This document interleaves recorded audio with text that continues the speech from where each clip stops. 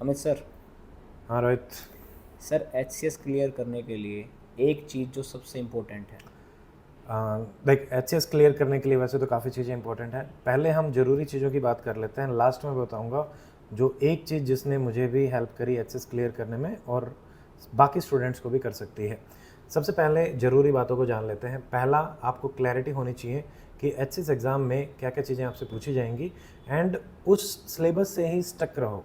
और उसमें से जो 80-85% सिलेबस है जिसको बहुत कम टाइम में किया जा सकता है, उसको सबसे पहले 2 से 3 महीने में कंप्लीट करो। सेकंड, उसको बार बार 4-5-6 बार रिवाइज करो।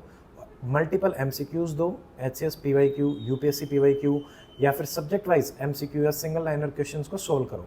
उससे क्या है, you will be building up. उसके अलावा जैसे आंसर राइटिंग भी बहुत इंपॉर्टेंट है, इंटरव्यू प्रिपरेशन भी बहुत इंपॉर्टेंट है। बट अब हम जान लेते हैं जो आपका मेन सवाल था कि सबसे इंपॉर्टेंट चीज़ क्या है। तो सबसे इंपॉर्टेंट चीज़ मुझे लगता है वो है डिसिप्लिन।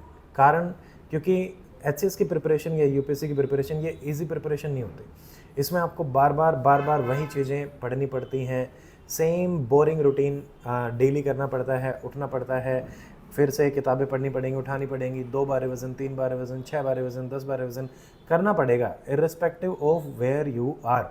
अगर आप अभी रिवाइज नहीं करोगे तो ये टाइम वेस्ट हो जाएगा and you will be losing on the marks. तो रेगुलर सेम रूटीन से उठना, किताबें उठाना, उनको पढ़ना, लगातार प्रैक्टिस करना, अपने एरिया ऑफ वीकनेस रिकॉग्नाइज करना और रात को उसी टाइम पे लगातार सो जाना।